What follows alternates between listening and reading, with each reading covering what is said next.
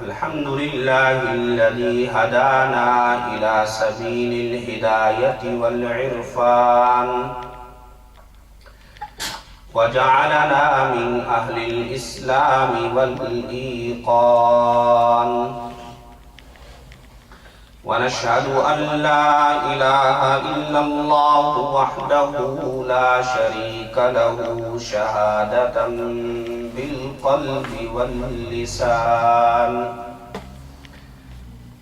ونشهد أن سيدنا ومولانا وإمامنا ومرشدنا ومخدومنا وشفيعنا وحبيبنا وكريمنا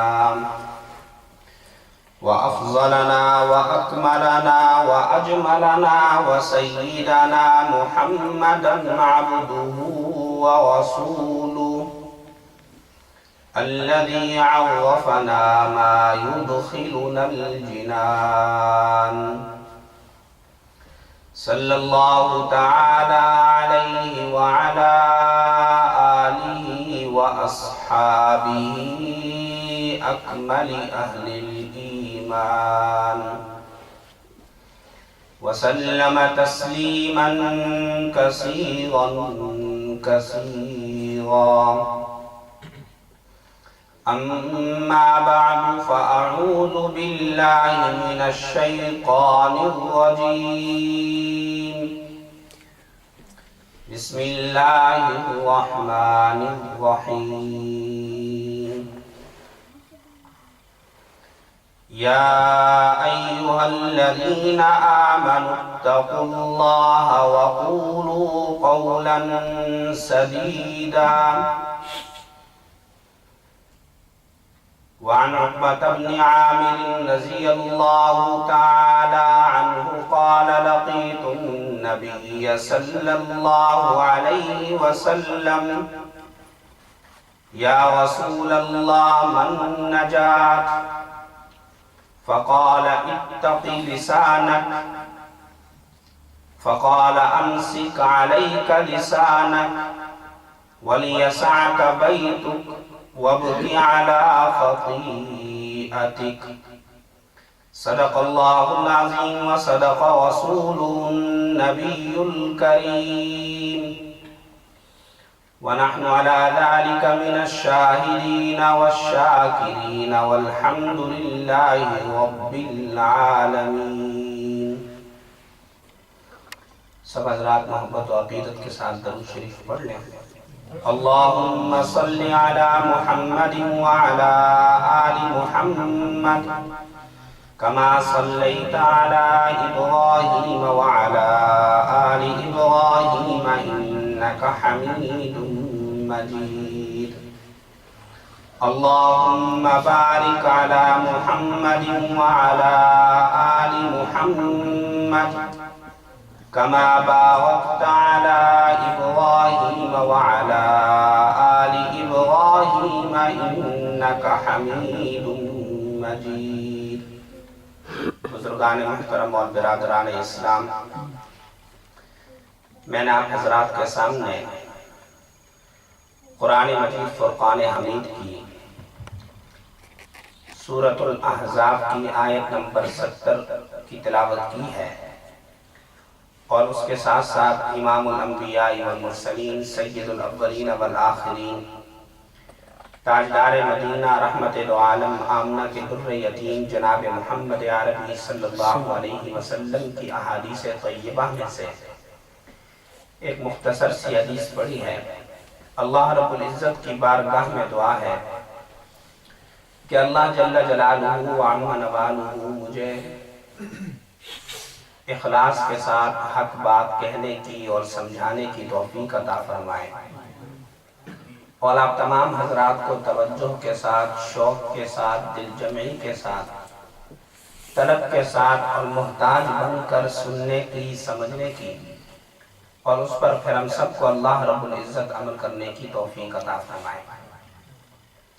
میں ہمیشہ ایک بات عرض کرتا ہوں کہ جب بھی دین کی بات سننے کا موقع ملے تو ادب کے ساتھ، توجہ کے ساتھ اور طلب کے ساتھ اگر دین کی بات کو سنا جائے تو کائنات میں ایک بھی ایسی مثال نہیں ملتی کہ اگر کسی کافر نے بھی طلب کے ساتھ، توجہ کے ساتھ دین کی بات سنی ہو تو اللہ نے اسے ہدایت سے نہ نوازا ہو۔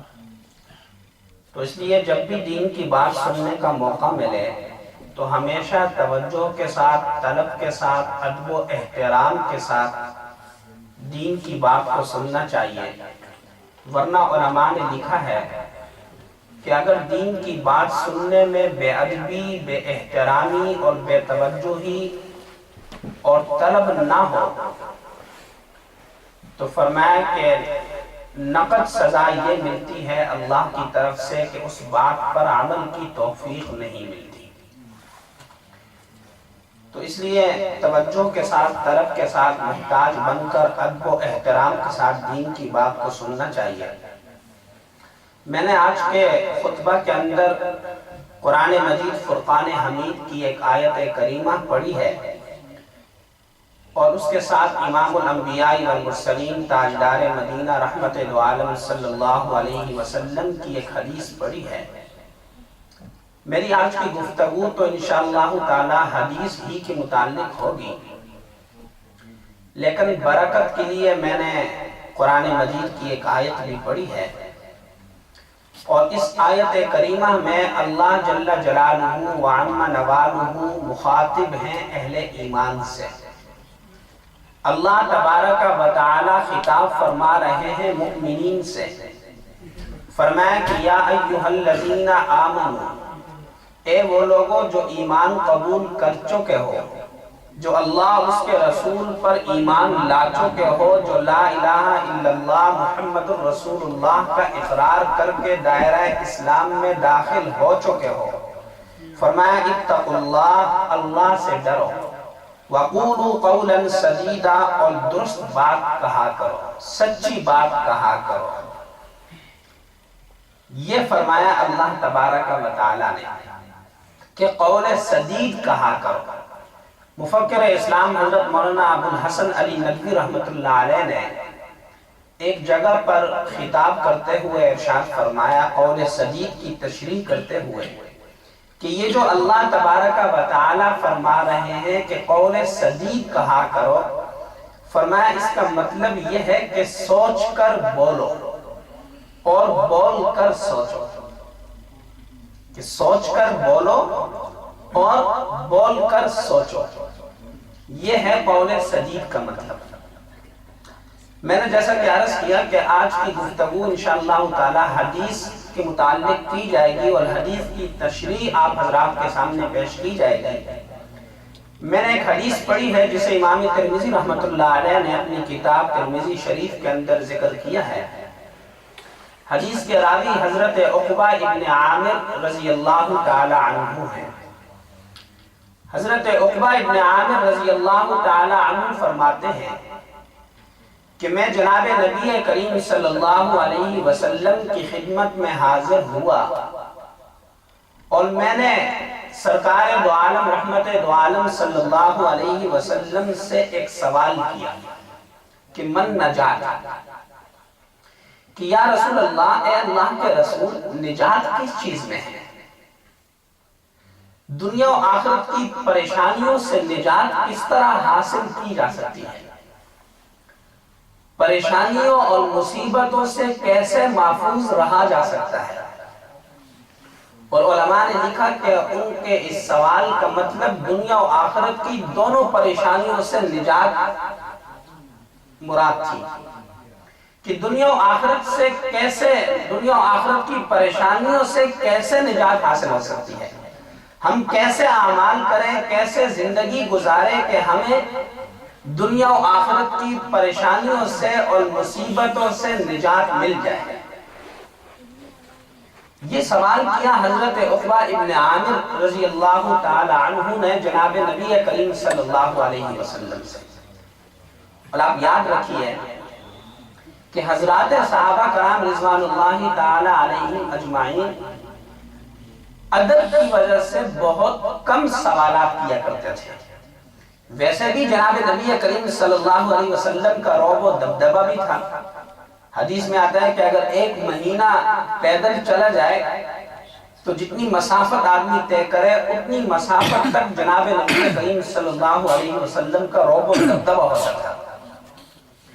تو صحابہ کرام رضوان اللہ تعالی علیہم اجمعین ادب کی وجہ سے بہت کم سوالات کیا کرتے تھے، اور ان کی کیفیت کا ذکر کتابوں میں آتا ہے کہ جب وہ جناب نبی کریم صلی اللہ علیہ وسلم کی مجلس میں بیٹھتے تھے تو لکھا ہے کہ کأن علی رؤوسہم الطیور، وہ جناب نبی کریم صلی اللہ علیہ وسلم کی مجلس میں ایسے بیٹھتے تھے گویا کہ ان کے سروں پر پرندے بیٹھے ہیں۔ اللہ ادب و احترام کا یہ عالم تھا۔ تو اس لیے صحابہ کی کوشش ہوتی تھی اور خواہش ہوتی تھی کہ کوئی بدو اور دیہاتی آئے اور وہ آ کر جناب نبی کریم صلی اللہ علیہ وسلم سے سوال کرے، اور اس کے سوال کے جواب میں جناب نبی کریم صلی اللہ علیہ وسلم کچھ ارشاد فرمائے اور ہمیں مستفید ہونے کا موقع ملے۔ لیکن خود بہت کم سوالات کیا کرتے تھے۔ قرآن مجید میں ان کے چند گنے چنے سوالات ہیں، اسی طرح احادیث میں بھی۔ اب یہاں پر حضرت عقبہ ابن عامر رضی اللہ تعالی عنہ نے جناب نبی کریم صلی اللہ علیہ وسلم سے سوال کیا، تو یہ سوال کس قدر اہم ہے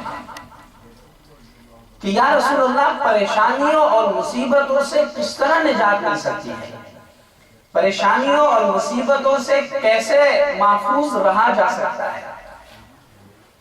آج اگر ہمیں پتہ چل جائے کہ بلڈ پریشر سے نجات فلاں دوائی میں ہے، شوگر سے نجات فلاں دوائی کے اندر ہے، کینسر سے نجات فلاں دوائی میں ہے، تو جو بیمار ہوتے ہیں، جو ان بیماریوں میں مبتلا ہوتے ہیں، وہ اس دوائی کے حصول کی کوشش کرتے ہیں۔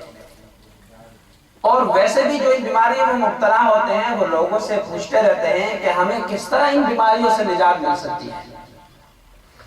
تو یہاں پر صحابی رسول جناب نبی کریم صلی اللہ علیہ وسلم سے یہ سوال کر رہے ہیں کہ یا رسول اللہ پریشانیوں اور مصیبتوں سے نجات کس چیز میں ہے؟ آج اگر دیکھا جائے تو ہم میں سے اکثر لوگ پریشان ہیں۔ یہ جو چہروں پر جو مسکراہٹیں ہیں یہ مصنوعی ہیں، حقیقی نہیں۔ اگر کوئی بیٹھ کر آپ کو اپنے دل کا حال بتا دے تو آپ سوچیں گے کہ یہ زندہ کیسا ہے۔ پریشانیاں ہی پریشانیاں ہیں، کہیں گھریلو پریشانیاں ہیں، کہیں جو ہے وہ خاندانی پریشانیاں ہیں، معاشی پریشانیاں ہیں، رزق کی پریشانیاں ہیں، معاشرت کی پریشانیاں ہیں، سیاسی حکومتی اور ملکی پریشانیاں ہیں، پریشانیاں ہی پریشانیاں ہیں۔ تو اب ان پریشانیوں سے نجات کس طرح حاصل ہو سکتی ہے؟ دنیا و آخرت کی پریشانیوں اور مصیبتوں سے کیسے محفوظ رہا جا سکتا ہے؟ بڑا اہم سوال کیا صحابی رسول حضرت عقبہ ابن عامر رضی اللہ تعالی عنہ نے جناب نبی کریم صلی اللہ علیہ وسلم سے۔ سرکار دو عالم رحمت دو عالم صلی اللہ علیہ وسلم نے ان کے سوال کے جواب میں 3 باتیں ارشاد فرمائی۔ نیت فرما لیں کہ ان تینوں پر ہم عمل کریں گے۔ پہلی بات فرمایا امسک علیک لسانک، اپنی زبان کو قابو میں رکھو، اپنی زبان پر کنٹرول رکھو۔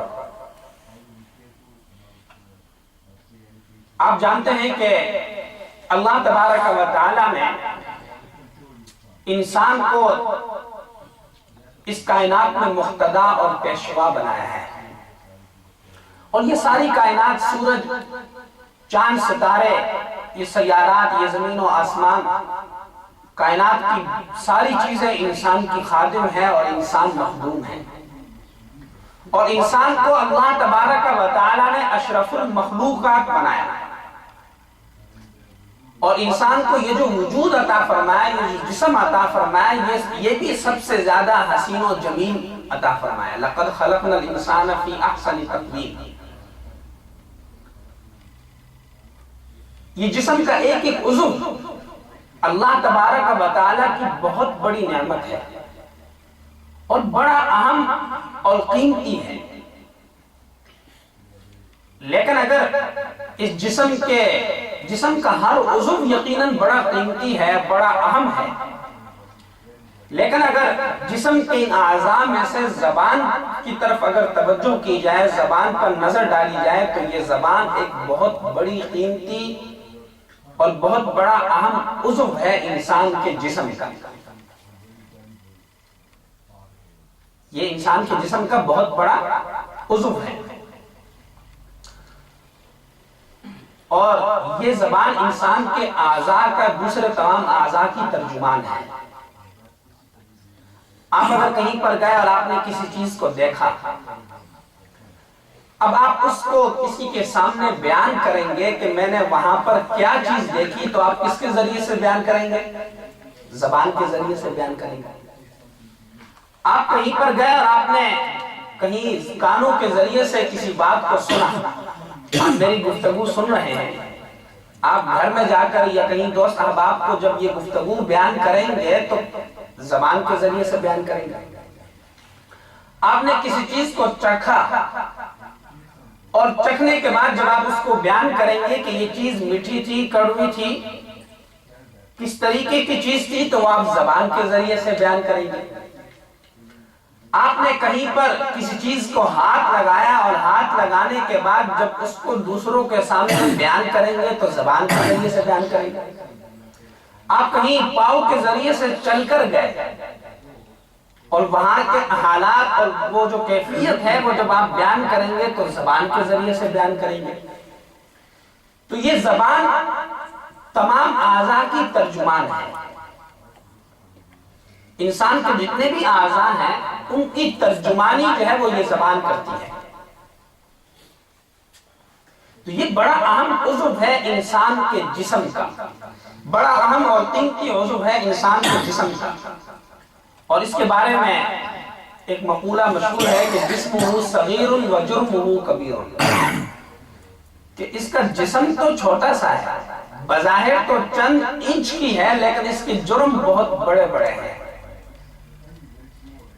یہ زبان جو ہے وہ انسان کے جسم کے تمام اعضاء میں سے بڑے اہم اور قیمتی عضو ہے، اور اس کی دین اسلام کے اندر اور حقائق کی دنیا میں بڑی قدر و قیمت ہے۔ مثال کے طور پر ایک کافر ہے جو اللہ کو نہیں مانتا، وہ کافر جب زبان سے لا الہ الا اللہ محمد الرسول اللہ پڑھتا ہے تو اس ایک کلمے کی وجہ سے اس کے زندگی کے تمام گناہ، کفر و شرک وہ سب ختم ہو جاتا ہے، وہ کافر سے مسلمان ہو جاتا ہے۔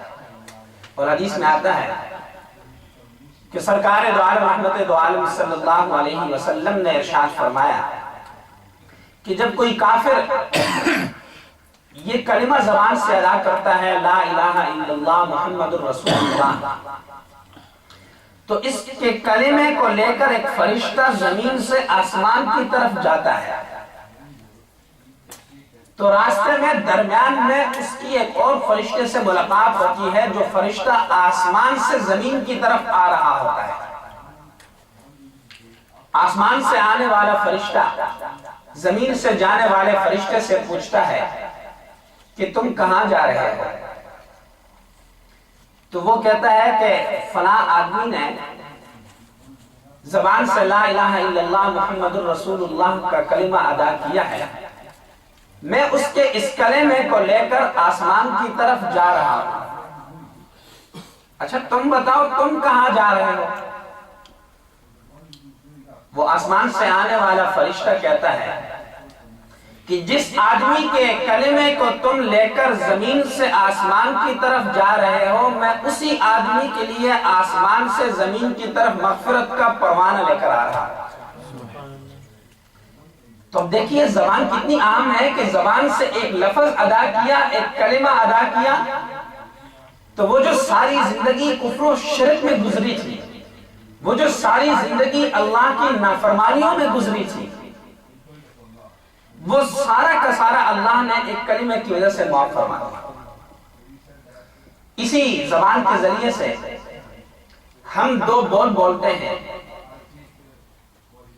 کسی عورت کے بارے میں کہ میں نے اس سے نکاح کیا، اور وہ آگے کہتی ہے کہ میں نے قبول کیا، تو وہی عورت جو ہمارے لیے پرائی تھی، جس کو دیکھنا ہمارے لیے جائز نہیں تھا، جس کے ساتھ بات چیت ہمارے لیے جائز نہیں تھی، جس کے ساتھ گفتگو کرنی جائز نہیں تھی، جس کے ساتھ اٹھنا بیٹھنا جائز نہیں تھا، لیکن زبان کے اس بول کی وجہ سے اب وہی عورت ہمارے لیے حلال ہو جاتی ہے۔ اسی طریقے سے زبان سے ایک بول ادا کیا، طلاق کا لفظ زبان پر لائے، تو وہی عورت جو حلال تھی آپ کے لیے، جس کے ساتھ گفتگو کرنا، جس کو دیکھنا، جس کے ساتھ اٹھنا بیٹھنا، یہ سب حلال تھا۔ زبان سے ایک بول ادا کیا، ہنسی مذاق میں ادا کیا، غصے میں آ کر ادا کیا، جس طریقے سے بھی ادا کیا، تو وہی عورت جو حلال تھی وہ حرام ہو جاتی ہے۔ تو یہ بڑا اہم عضو ہے زبان انسان کے جسم کا۔ میں یہ بات آپ کو سمجھا رہا ہوں کہ یہ انسان کے جسم کے اعضاء میں بڑا اہم عضو ہے انسان کے جسم کا۔ اس کے ذریعے سے انسان بہت سارے کام کر سکتا ہے۔ اس کے ذریعے سے انسان دشمنیوں کو دوستی میں بھی تبدیل کر سکتا ہے، اور دوستیوں کو دشمنی میں بھی تبدیل کر سکتا ہے۔ اس کے ذریعے سے انسان جنت بھی حاصل کر سکتا ہے، اور اس کے ذریعے سے انسان جہنم بھی حاصل کر سکتا ہے۔ عربی کا مشہور شعر ہے کہ جراحات السنان لها القیام ولا یلتام ما جرح اللسان، کہ نیزوں کے زخم تو بھر جاتے ہیں، اگر کسی انسان کو تلوار سے یا نیزے سے کوئی زخم لگے تو وہ زخم تو بھر جاتے ہیں دوائی کے ذریعے سے، مرہم پٹی کے ذریعے سے، لیکن زبان سے لگائے ہوئے زخم نہیں بھرا کرتے۔ نیزوں کے زخم بھر جاتے ہیں لیکن زبان سے لگائے ہوئے زخم نہیں بھرا کرتے۔ تو یہ بڑا اہم عضو ہے، اس لیے حدیث میں آتا ہے کہ روزانہ صبح کے وقت انسان کے جسم کے تمام اعضاء ہاتھ جوڑ کر زبان کے سامنے عرض کرتے ہیں کہ زبان ہم بھی تیرے ساتھ رہتے ہیں، فَإِنِ اسْتَقَمْتَ اسْتَقَمْنَا وَإِنِ اعْوَجَجْتَ اعْوَجَجْنَا۔ اللہ اکبر، کہ یہ جسم کے تمام اعضاء انسان کی زبان کے سامنے روزانہ صبح کے وقت ہاتھ جوڑ کر عرض کرتے ہیں کہ زبان تو سیدھی رہنا، اگر تو سیدھی رہی تو ہم بھی سیدھے رہیں گے، اور اگر تو ٹیڑھی رہی اور بگڑ گئی تو ہم بھی ٹیڑھے رہیں گے، ہمارا بھی ستیہ ناش ہو جائے گا، ہم بھی بگڑ جائیں گے۔ تو یہ اس کا جسم تو چھوٹا سا ہے، لیکن اس کے ذریعے سے انسان بہت سارے کام جو ہے وہ سر انجام دیتا ہے۔ جسمہ صغیر و جرمہ کبیر۔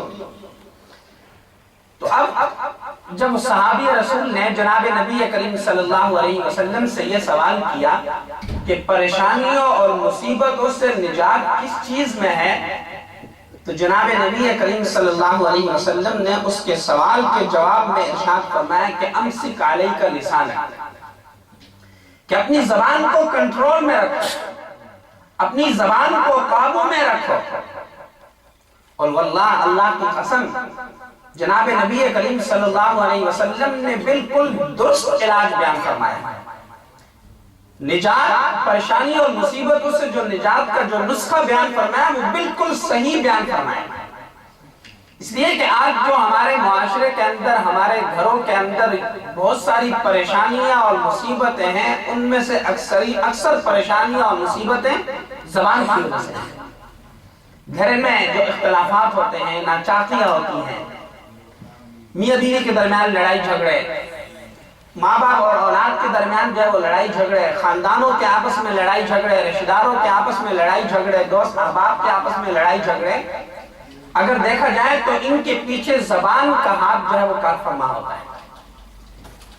ان سب کے پیچھے زبان ہوتی ہے کہ انسان زبان کو درست استعمال نہیں کرتا، زبان کو جو ہے وہ سوچ کر استعمال نہیں کرتا، بولنے سے پہلے سوچتا نہیں، تو اس کی وجہ سے بعد میں پریشانیوں کا سامنا کرنا پڑتا ہے۔ انسان کو سمجھتا ہے کہ میں نے کیا کہا، کچھ بھی نہیں کہا، لیکن وہ اپنی زبان کی وجہ سے ایسے الفاظ کہہ جاتا ہے کہ جو بعد میں پریشانی کا سبب بنتے ہیں۔ وہ ایک مشہور واقعہ ہے، مفتی شفیع صاحب رحمۃ اللہ علیہ نے لکھا کہ کہیں پر جو ہے وہ ساس بہو کے درمیان لڑائی اور جھگڑا ہو رہا تھا. ساس جو ہے وہ بڑے غصے میں تھی اور بہو کو جو ہے وہ بڑی ڈانٹ رہی تھی. تو ایک آدمی آیا، اس نے کہا کہ بہو سے کہ تمہاری ساس اتنی پریشان، اتنی غصے میں کیوں ہے، تمہیں اتنا کیوں ڈانٹ رہی ہے، خیر تو ہے؟ اس نے کہا کہ پتہ نہیں یہ کیوں غصے میں آ گئی، میں نے تو اسے کچھ کہا نہیں، بس میں نے ایک جملہ کہا تو یہ اتنے غصے میں آ گئی ہے، مجھے گالی دے رہی ہے، برا بھلا کہہ رہی ہے. تو اس نے کہا کہ تم نے کیا کہا اسے؟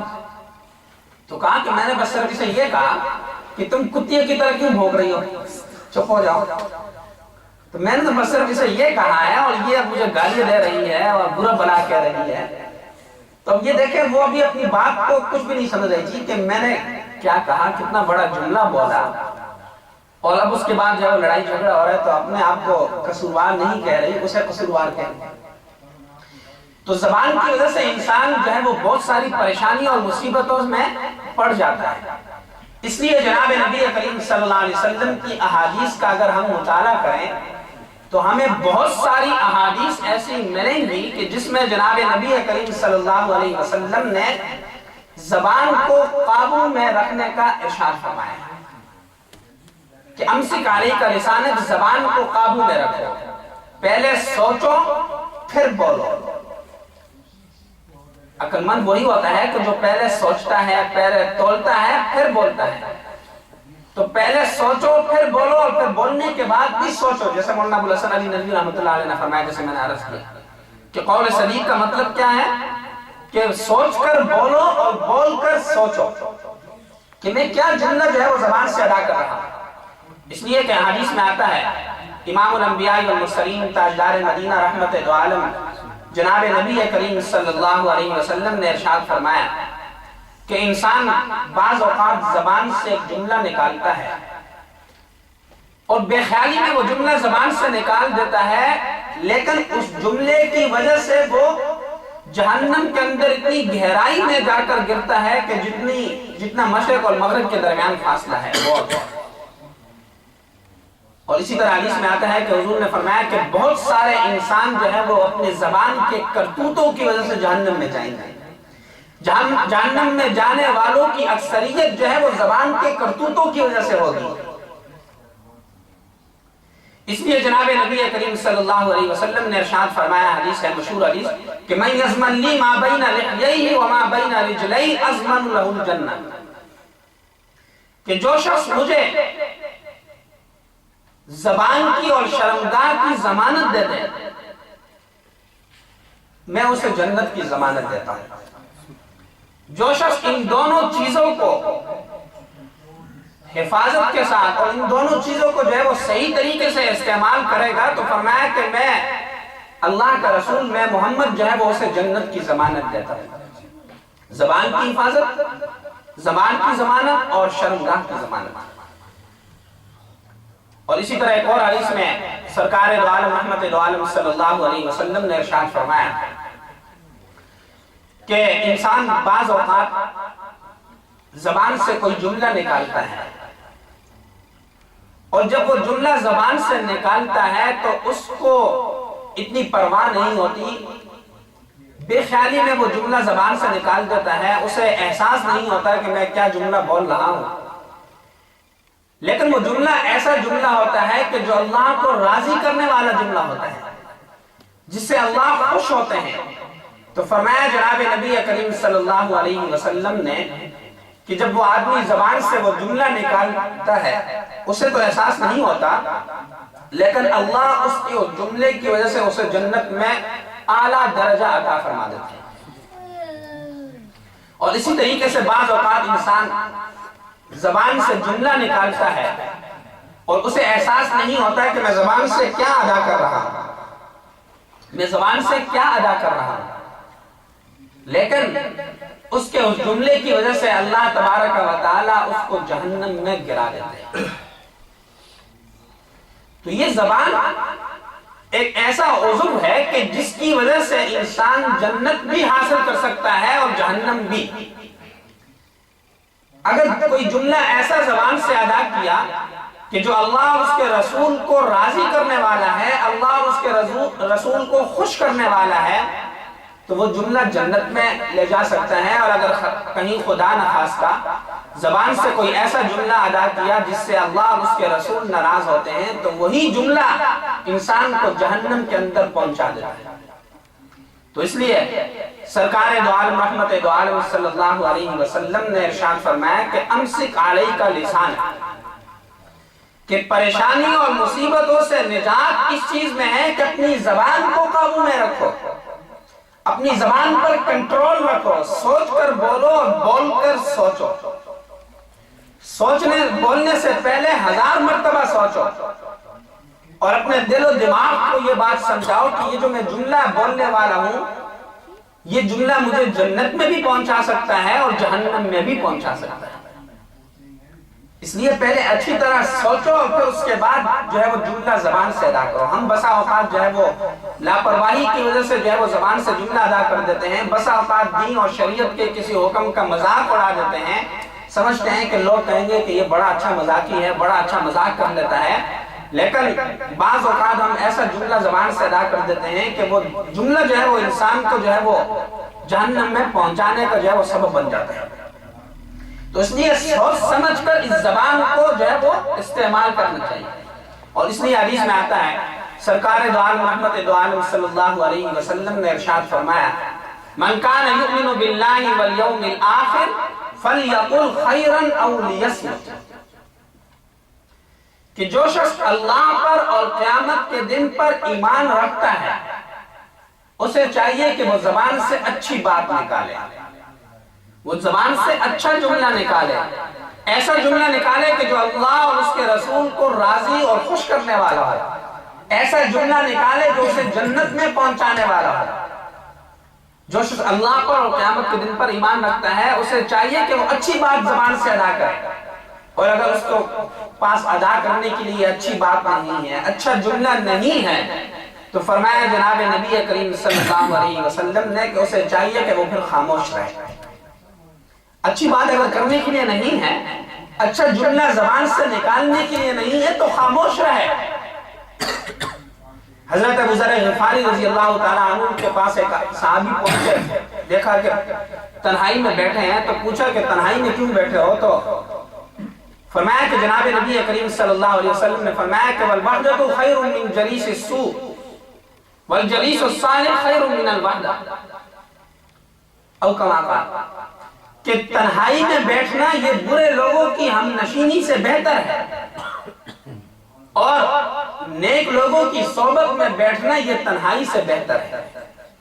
اگر کہیں نیک لوگوں کی صحبت میسر نہیں، نیک لوگوں کے ساتھ اٹھنے بیٹھنے کا موقع نہیں مل رہا، تو تنہائی میں بیٹھو، اپنی زبان کو قابو میں رکھو، زبان کے اوپر جو ہے وہ کنٹرول رکھو۔ تو اس لیے احادیث کے اندر بہت ساری احادیث ہمیں ایسے ملیں گی جس میں سرکار دو عالم رحمت دو عالم صلی اللہ علیہ وسلم نے مجھے اور آپ کو یہ سبق دیا ہے کہ اپنی زبان کو جو ہے وہ احتیاط کے ساتھ استعمال کریں۔ لیکن آج ہم جو ہے وہ زبان کو احتیاط کے ساتھ استعمال نہیں کرتے، زبان کی وجہ سے بہت سارے گناہوں کا ارتکاب کرتے ہیں، زبان کی وجہ سے جو ہے وہ غیبت بھی ہوتی ہے، زبان کی وجہ سے چغلی بھی ہوتی ہے، زبان کے ساتھ جو ہے وہ دوسروں کا مذاق بھی اڑاتے ہیں، دوسروں کا دل بھی دکھاتے ہیں، بہت سارے گناہ جو ہے وہ زبان کے ذریعے سے کرتے ہیں، غیبت جیسے بڑا گناہ کرتے ہیں۔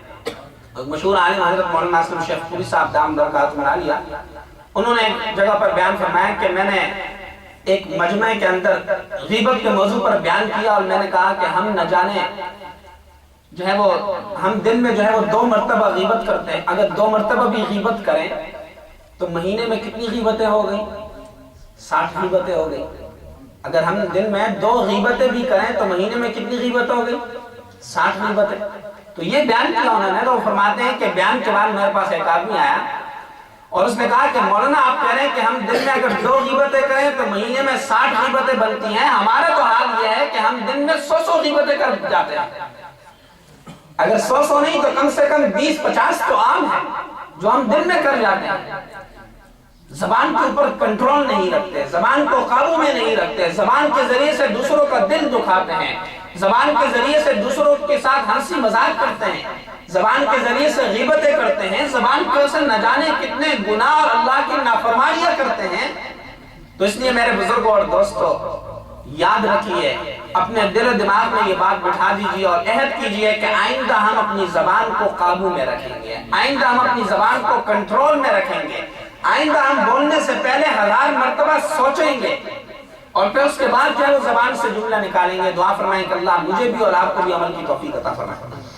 اور دوسرا جملہ اور دوسری بات، سرکار دو عالم رحمت دو عالم صلی اللہ علیہ وسلم نے صحابی رسول کے اس سوال کے جواب میں کہ من نجات، کہ پریشانیوں اور مصیبتوں سے کس طرح نجات مل سکتی ہے، دنیا و آخرت کی پریشانیوں سے کس طرح محفوظ رہا جا سکتا ہے، فرمایا کہ وَلْيَسَعَكَ بَيْتُكَ، کہ تمہارا گھر تمہارے لیے کافی ہو جائے۔ فرمایا جناب نبی کریم صلی اللہ علیہ وسلم نے کہ تمہارا گھر جو ہے وہ تمہارے لیے کافی ہو جائے، تم اپنا زیادہ وقت اپنے گھر میں گزارو، تمہارا زیادہ وقت جو ہے وہ گھر میں گزرے، باہر بازاروں میں آوارہ پھرنا، باہر بازاروں میں گھومنا پھرنا، دکانوں میں باہر گھومنا پھرنا وہ ٹھیک نہیں۔ اس سے بہتر ہے کہ تم اپنا زیادہ وقت جو ہے وہ گھر کے اندر گزارو، اس طریقے سے جو ہے وہ تم اپنے بال بچوں کی تربیت بھی کر سکو گے۔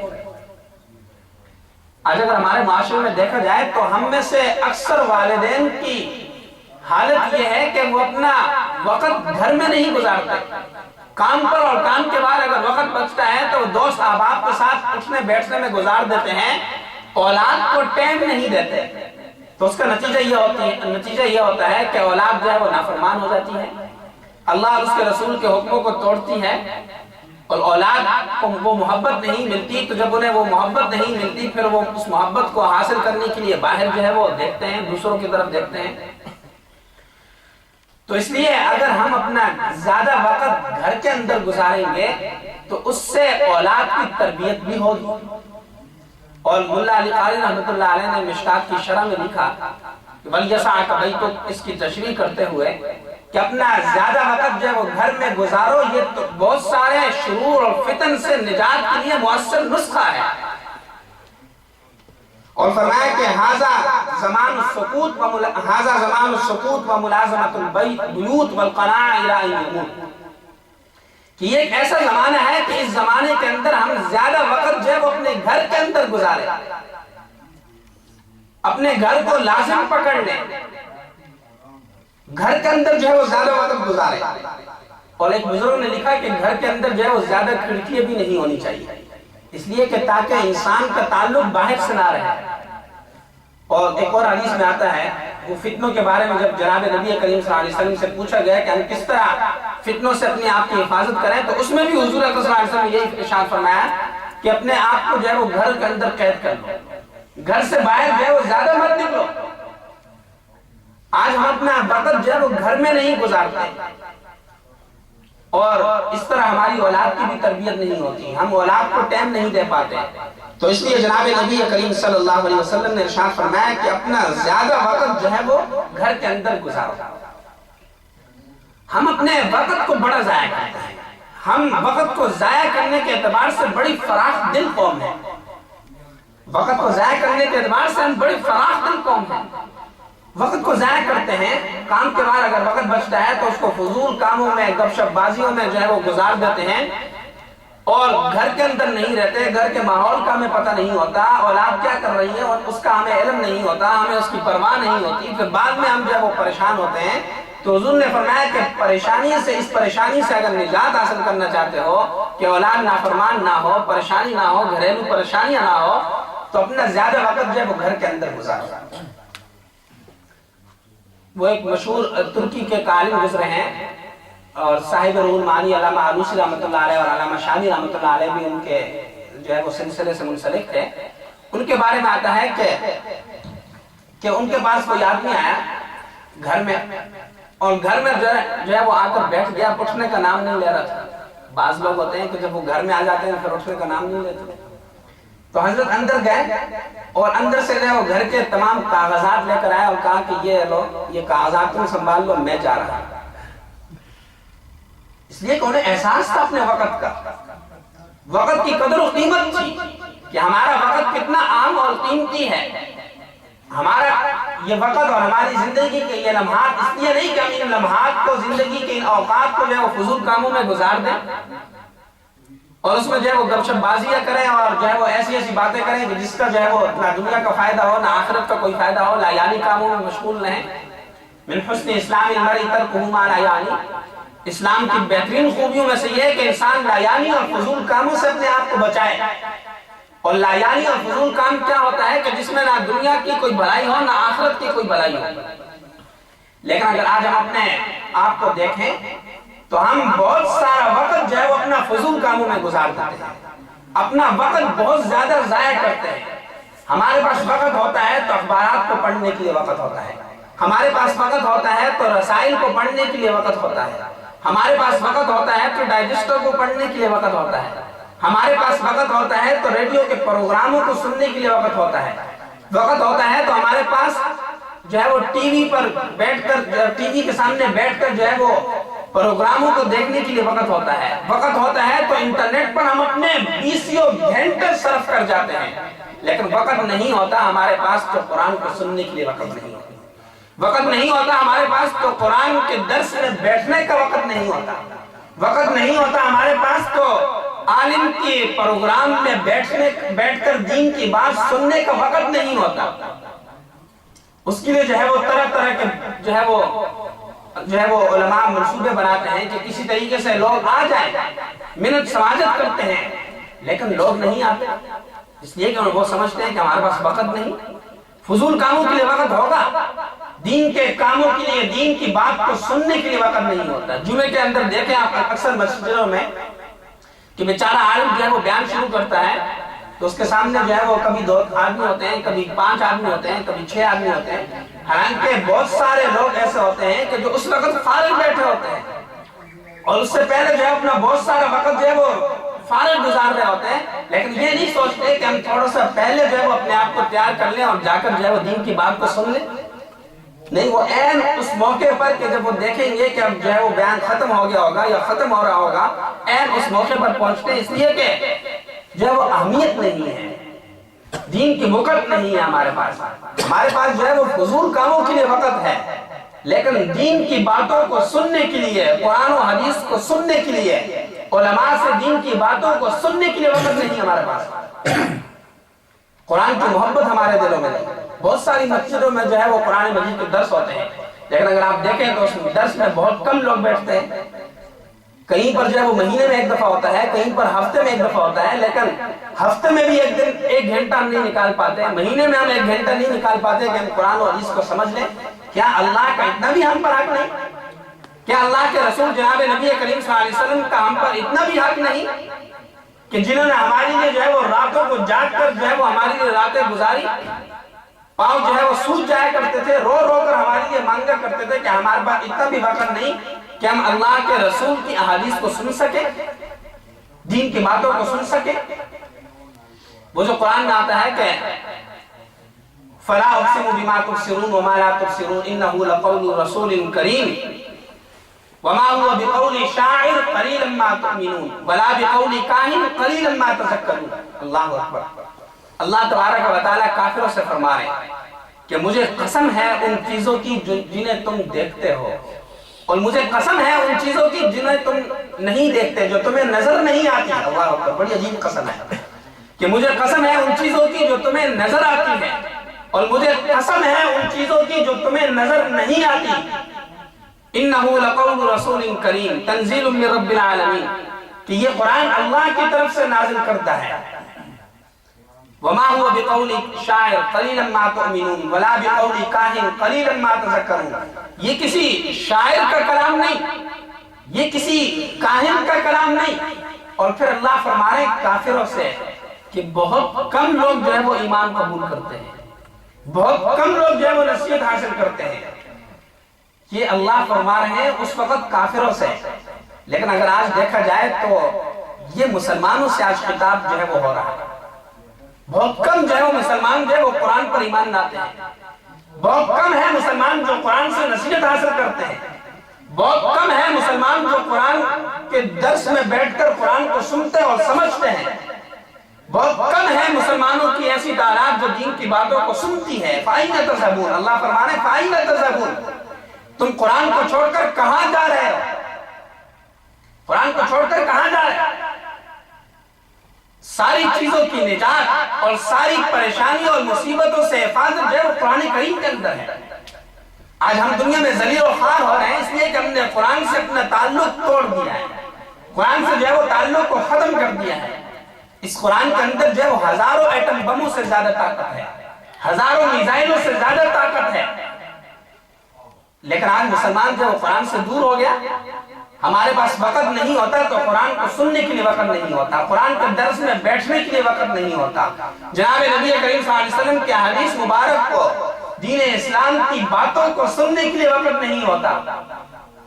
تو فرمایا جناب نبی کریم صلی اللہ علیہ وسلم نے کہ پریشانی اور مصیبتوں سے اگر بچنا چاہتے ہو تو دوسرا طریقہ یہ ہے، دوسرا نسخہ یہ ہے کہ اپنے تمہارا گھر جو ہے وہ تمہارے لیے کافی ہو، تمہارے گھر جو ہے وہ تمہارے لیے کافی ہو، تم اپنا زیادہ وقت جو ہے وہ گھر میں گزارو، اپنے گھر کی نگرانی کرو کہ ہمارے گھر میں کیا ہو رہا ہے، خود بھی نماز پڑھو، گھر والوں سے بھی نماز پڑھواؤ، خود بھی جو ہے وہ دین کی باتیں کرو، گھر والوں کو بھی ان سے بھی دین کی باتیں کہلواؤ، کسی دینی کتاب کو جو ہے وہ گھر کے اندر 5-10 منٹ کے لیے جو ہے وہ مذاکرہ ہو، اس کو پڑھا جائے، پتہ کرو کہ ہماری اولاد کیا کر رہی ہے، گھر کی نگرانی کی اشد ضرورت ہے۔ لیکن آج ہم اپنا زیادہ وقت جو ہے وہ گھروں میں نہیں گزارتے، باہر جو ہے بازاروں میں چلے جاتے ہیں، دکانوں میں چلے جاتے ہیں۔ حضرت مولانا اشرف علی تھانوی رحمۃ اللہ علیہ نے فرمایا بڑی اہم بات، فرمایا کہ بازار جو ہے وہ ضرورت پوری کرنے کی جگہ ہے، ضرورت پیدا کرنے کی جگہ نہیں۔ اللہ اکبر۔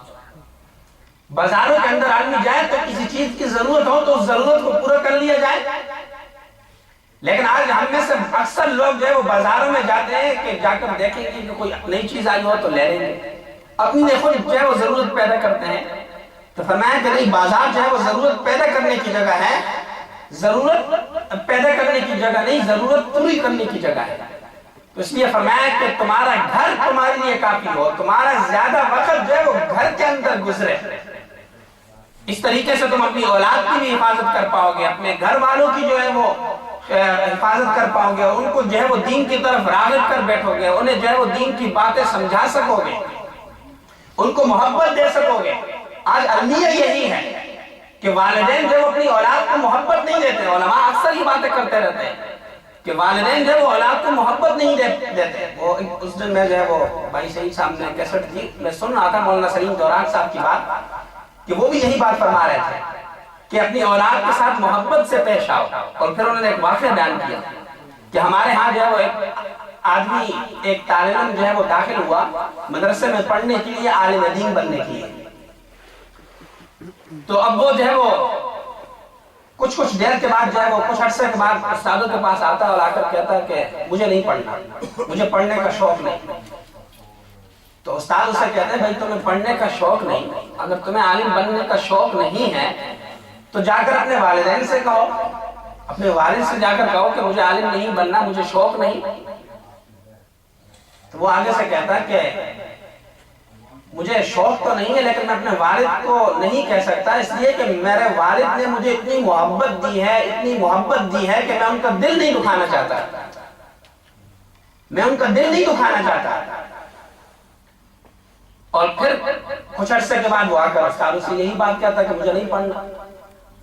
تو حضرت فرماتے ہیں کہ ہم نے اس دوران جب 2 سال گزر گئے، ہم نے اسے بلایا اور اسے کہا کہ ایک تو تم یہ کہتے ہو کہ مجھے پڑھنا نہیں، مجھے شوق نہیں، اور پھر جب ہم تمہیں یہ کہتے ہیں کہ جا کر اپنے گھر والوں کو بتاؤ تو تم کہتے ہو کہ میں ان کا دل نہیں دکھانا چاہتا، اور دوسری طرف تم اتنی محنت سے پڑھتے ہو کہ ہر دفعہ ہمیشہ جو ہے وہ پہلی پوزیشن لیتے ہو، کلاس میں جو ہے وہ فرسٹ آتے ہو۔ تو اگر تمہیں نہیں پڑھنا تو اتنا کیوں پڑھتے ہو کہ کلاس میں جو ہے وہ فرسٹ آ جاتے ہو؟ تو اس نے کہا اس لیے کہ میں اپنی کلاس میں اس لیے فرسٹ آتا ہوں کہ اس کے ذریعے سے میں اپنے والد کا جو ہے وہ دل خوش کر سکوں، اس لیے کہ اس نے مجھے بڑی محبت دی ہے۔ تو کہتے ہیں ہم بڑے حیران ہوئے کہ عجیب آدمی ہے کہ کہتا ہے کہ مجھے شوق بھی نہیں، اور جب ہم کہتے ہیں کہ جا کر والد کو کہو تو کہتا ہے کہ میرے والد نے مجھے اتنی محبت دی ہے کہ میں ان کا دل نہیں دکھانا چاہتا، میں کلاس میں پوزیشن اس لیے لیتا ہوں کہ تاکہ میرا والد خوش ہو جائے، اس لیے کہ اس نے مجھے بڑی محبت دی ہے۔ تو فرماتے ہیں کہ اگلے سال جب وہ تیسرے سال میں آیا، اس نے خود آ کر ہم سے کہا کہ نہیں، اب مجھے شوق پیدا ہو گیا، اب میں نے پڑھنا ہے، اب میں عالم بنوں گا۔ اور فرماتے ہیں کہ پھر وہ عالم بنا، اور پھر انڈیا میں بڑے مدرسے میں جا کر مفتی بنا، اور پھر اب وہ وہاں پر لیسٹر میں بڑا استاد ہے۔ تو اب دیکھیں کیوں؟ اس لیے کہ والدین نے اسے محبت دی تھی۔ آج ہم بسا اوقات جو ہے وہ غصے میں آ کر جو ہے وہ اولاد کے ساتھ ایسا رویہ اختیار کرتے ہیں کہ وہ اولاد ہم سے متنفر ہو جاتی ہے۔ نہیں، اپنی اولاد کو اتنی محبت دو، اتنی محبت دو کہ وہ تمہاری نافرمانی کرنے سے پہلے 1000 مرتبہ سوچے کہ میرے والد نے تو مجھے اتنی محبت دی ہے، اگر میں نے اس کی نافرمانی کی تو اس کا دل دکھے گا، اس کا دل ٹوٹے گا۔ تو یہ تبھی ہوگا کہ جب آپ اپنا وقت زیادہ تر گھر میں گزاریں گے، گھر میں گزاریں گے، اپنی اولاد کے ساتھ جو ہے وہ بات چیت میں گزاریں گے۔ ہم جب گھر میں چلے جاتے ہیں تو ٹی وی کے سامنے بیٹھ جاتے ہیں، انٹرنیٹ کے سامنے بیٹھ جاتے ہیں، بس اوقات کئی دن ایسے گزر جاتے ہیں کہ ہم اپنی اولاد کے ساتھ بات چیت نہیں کرتے۔ تو اس لیے فرمایا کہ وَلْيَسْعَكَ بَيْتُكَ، تمہارا گھر جو ہے وہ تمہارے لیے کافی ہے۔ اور پھر اس کے بعد جناب نبی کریم صلی اللہ علیہ وسلم نے حضرت عقبہ ابن عامر رضی اللہ تعالیٰ عنہ کے سوال کے جواب میں کہ من نجات، کہ پریشانی اور مصیبتوں سے کس طرح نجات مل سکتی ہے، اس کے جواب میں تیسرا جملہ فرمایا وَابْكِ عَلَىٰ خَطِيئَتِكَ، اللہ اکبر، اپنے گناہوں پر رویا کرو، اپنی خطاؤں پر رویا کرو، یہ فرمایا جناب نبی کریم صلی اللہ علیہ وسلم نے۔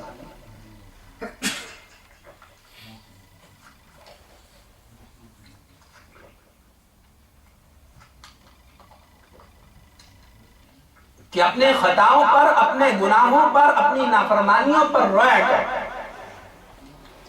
لیکن آج ہمارے دل بڑے سخت ہو گئے ہیں، ہم پہاڑوں جیسے گناہ کرتے ہیں، بڑے بڑے گناہ کرتے ہیں، لیکن ہمارے دل لرزتے نہیں، ہمارے آنکھوں سے آنسو نہیں جاری ہوتے، ہمیں ندامت اور شرمندگی نہیں ہوتی، ہمیں احساس نہیں ہوتا کہ ہم کس خالق و مالک کی نافرمانی کر رہے ہیں کہ جس کی ہزاروں نعمتیں ہم پر صبح سے لے کر شام تک اور شام سے لے کر صبح تک برستی ہیں کہ اگر ہم انہیں شمار بھی کرنا چاہیں تو شمار نہیں کر سکتے۔ وَإِن تَعُدُّوا نِعْمَةَ اللَّهِ لَا تُحْصُوهَا، کہ اگر تم اللہ کی نعمتوں کو شمار کرنا چاہو تو شمار بھی نہیں کر سکتے، اتنی اس خالق و مالک کی نعمتیں ہم پر برس رہی ہیں۔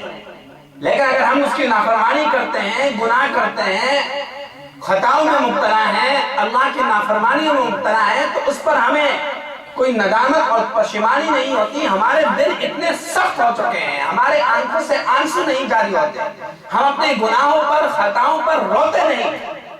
تو فرمایا کہ وَابْكِ عَلَىٰ خَطِيئَتِكَ، اپنے گناہوں پر، اپنی نافرمانیوں پر رویا کرو۔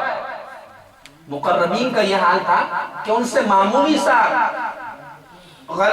سا گناہ ہو جاتا، معمولی سی غلطی ہو جاتی تو وہ اتنا روتے تھے کہ جس کو بیان نہیں کیا جا سکتا۔ حضرت آدم علیہ السلام، ان سے معمولی سی اجتہادی غلطی ہوئی، اتنا روئے کہ جو ہے وہ چہرے پر نشان پڑ گئے۔ حضرت شعیب علیہ السلام کے بارے میں آتا ہے کہ حضرت شعیب علیہ السلام اتنا روئے کہ ان کی بینائی چلی گئی، پیغمبر ہے اللہ کے، اتنا روئے کہ بینائی چلی گئی، اللہ نے بینائی واپس کر دی۔ پھر اتنا روئے کہ دوبارہ بینائی چلی گئی، اللہ نے پھر بینائی واپس کر دی۔ پھر روئے اتنا کہ بینائی چلی گئی، اللہ نے دوبارہ واپس کر دی اور پوچھا کہ پیغمبر تم اتنا کیوں روتے ہو، کیا تم سے گناہ ہوا ہے؟ تو فرمایا کہ نہیں، کوئی گناہ نہیں ہوا، میں آپ کے دیدار کے شوق میں رہتا ہوں۔ اللہ اکبر، اللہ کی محبت کہ آپ کے دیدار کے شوق میں رہتا ہوں، جو ہے وہ روتا ہوں۔ تو اللہ نے وعدہ فرمایا کہ ہم تمہیں اپنا دیدار ضرور کروائیں گے۔ تو یہ حال تھا انبیاء کا، مقربین کا، بزرگوں کا، کہ وہ اپنے گناہوں پر، اپنی خطاؤں پر، اپنی پشیمانیوں پر جو ہے وہ رویا کرتے تھے۔ آج ہم روتے نہیں، اللہ سے مانگتے نہیں، اپنے گناہوں پر، نافرمانیوں پر ہمیں ندامت اور شرمندگی نہیں ہوتی، توبہ اور استغفار نہیں کرتے، تو توبہ اور استغفار یہ ہے پریشانیوں اور مصیبتوں سے نجات کا مؤثر ترین نسخہ، یہ ہے مؤثر ترین نسخہ۔ تمام پریشانیوں اور مصیبتوں سے نجات جو ہے وہ توبہ اور استغفار میں ہے۔ وہ حضرت حسن بصری رحمۃ اللہ علیہ کے پاس ایک آدمی آیا اور اس نے آ کر پوچھا کہ حضرت بڑی پریشانیاں ہیں، فقر و فاقہ ہے، تو حضرت نے فرمایا کہ استغفار کرو۔ دوسرا آدمی آیا کہ گھر میں بیماری ہے تو کہا کہ استغفار کرو۔ تیسرا آدمی آیا، کہا کہ اولاد نہیں ہوتی تو کہا استغفار کرو۔ تو شاگرد نے پوچھا حضرت جو بھی آپ کے پاس آیا اس نے اپنے اپنے حالات بیان کیے، آپ نے ہر ایک کو یہی فرمایا کہ استغفار کرو؟ تو فرمایا اس لیے کہ استغفار ہی ہر چیز کا علاج ہے۔ کیا قرآن مجید تم نے نہیں پڑھا؟ یرسل السماء علیکم مدرارا ویمددکم باموال وبنین ویجعل لکم جنات ویجعل لکم انہارا، کہ استغفار کی وجہ سے جو ہے وہ اللہ تبارک و تعالی مال و اولاد میں بھی برکت عطا فرماتے ہیں۔ استغفار ہی تمام پریشانیوں اور مصیبتوں سے نجات کا مؤثر ترین نسخہ ہے۔ لیکن آج ہم اپنے گناہوں پر ہمیں ندامت اور شرمندگی نہیں ہوتی، ہم توبہ اور استغفار نہیں کرتے، اللہ سے مانگتے نہیں، دن رات جو ہے وہ گناہوں میں مبتلا ہیں، ہمیں احساس نہیں ہوتا۔ حالانکہ آپ جانتے ہیں کہ اللہ تبارک و تعالی بڑی غفور الرحیم ذات ہے، بہت ہی غفور الرحیم ذات ہے۔ وہ تو خود اپنے بندوں سے کہتا ہے کہ مجھ سے مانگو، میں تمہاری دعاؤں کو قبول کروں گا۔ اور اللہ ایک ایسی ذات ہے کہ اگر اس سے ہم نہ مانگے تو وہ ناراض ہوتا ہے، مانگے تو وہ خوش ہوتا ہے۔ دنیا کے اندر تو اگر ہم کسی سے مانگے تو وہ ناراض ہوتا ہے، نہ مانگے تو وہ خوش ہوتا ہے، لیکن اللہ تبارک و تعالیٰ سے اگر نہ مانگے تو وہ ناراض ہوتا ہے، مانگے تو وہ خوش ہوتا ہے۔ وہ خود کہتا ہے ادعونی استجب لکم، مجھ سے مانگا کرو میں تمہاری دعاؤں کو قبول کروں گا۔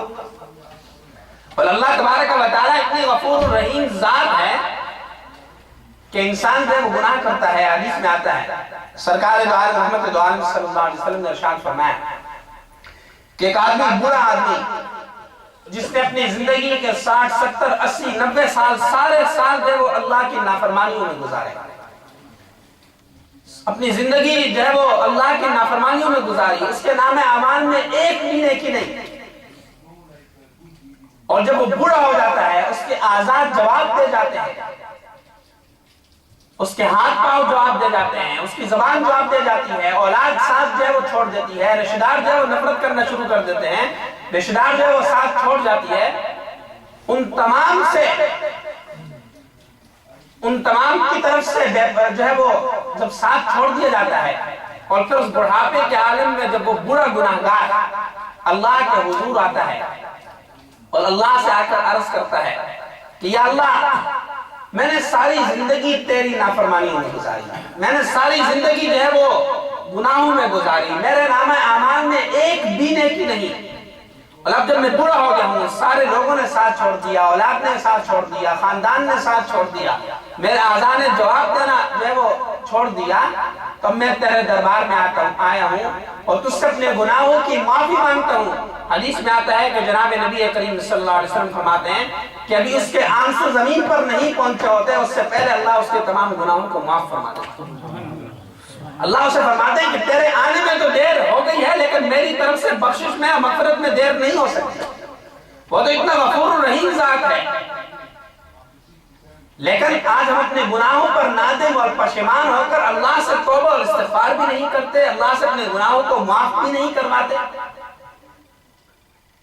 اور وہ ایک ایسا غفور الرحیم ذات ہے کہ دنیا کے اندر تو اگر مجرم اگر کوئی گناہ کر بیٹھے، عدالت میں جب مقدمہ چلتا ہے، اگر وہ اس مقدمے میں بری ہو جائے، اس کا جرم ثابت نہ ہو تو عدالت اسے بری کر دیتی ہے، لیکن اس مقدمے کا ریکارڈ عدالت میں موجود رہتا ہے، اس کے مقدمے کا ریکارڈ جو ہے وہ عدالت میں موجود رہتا ہے۔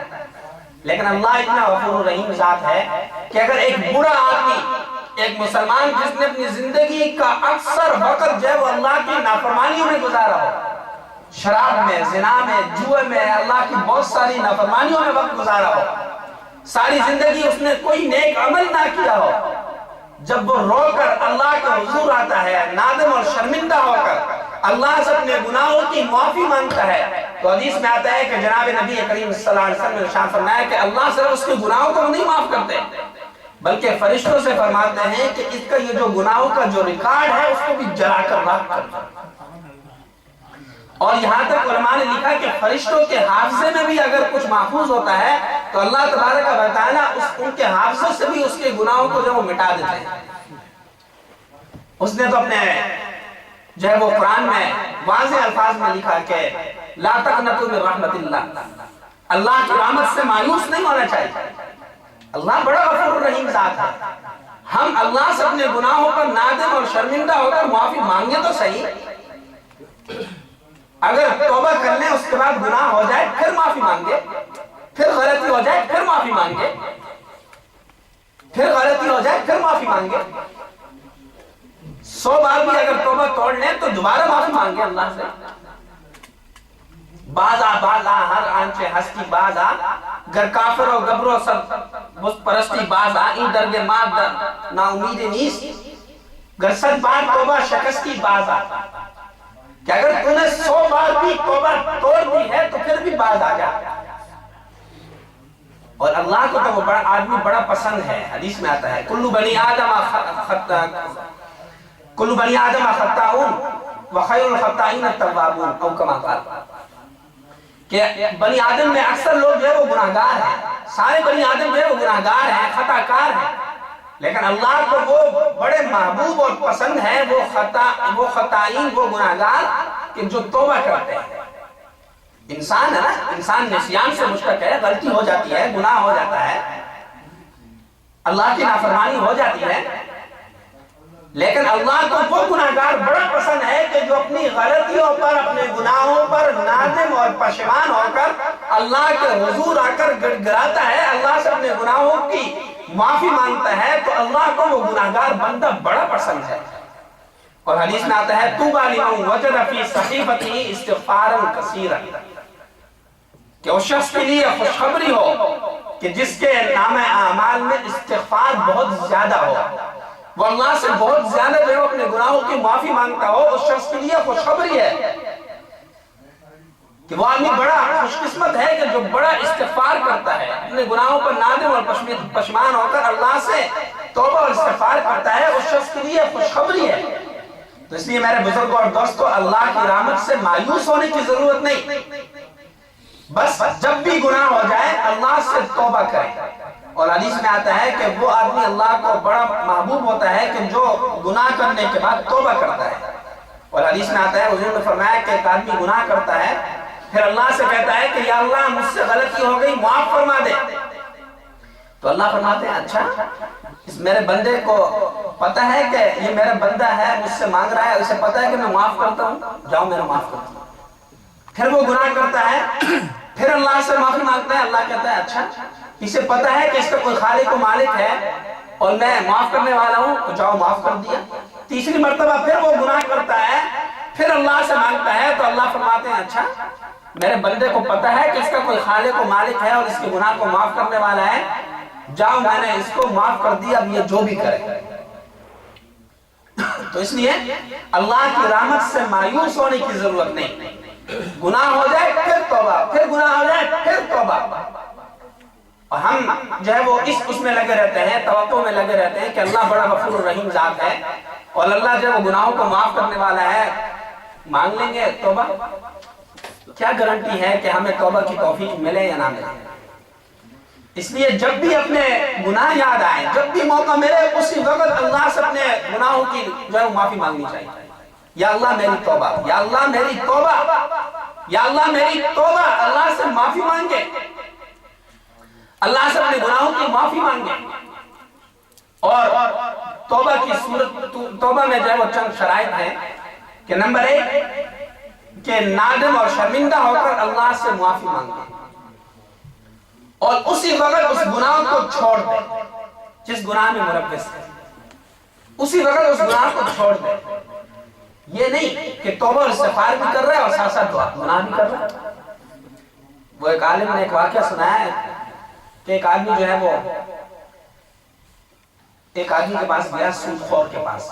پاکستان میں ہوتا ہے کہ بہت سارے لوگ جو ہے وہ قرضہ دیتے ہیں اور پھر اس پر جو ہے وہ سود لیتے ہیں. بینکوں کے علاوہ بہت سارے لوگ ایسے ہوتے ہیں بازاروں میں کہ جو آپ کو قرضہ دیتے ہیں. تو وہ کہتے ہیں کہ وہ ایک آدمی کے پاس گیا اور وہ تسبیح پڑھ رہا ہے, استغفر اللہ. اس نے جا کر اس سے کہا کہ مجھے قرضہ چاہیے. تو اس نے کہا کتنا قرضہ چاہیے؟ استغفر اللہ استغفر اللہ.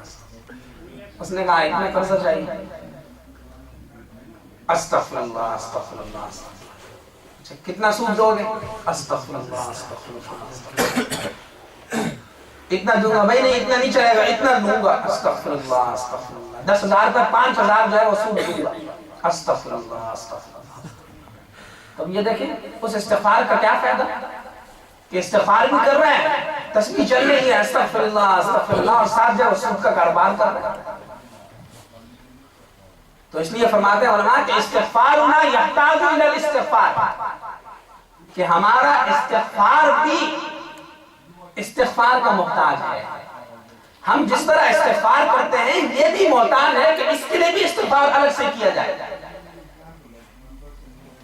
ہم اللہ سے جو معافی مانگتے ہیں تو اس طرح مانگتے ہیں کہ اس کے لیے بھی ایک الگ معافی کی ضرورت ہے, ایک الگ استغفار کی ضرورت ہے. استغفارنا یحتاج الی الاستغفار, ہمارا استغفار جو ہے وہ محتاج ہے ایک اور استغفار کا.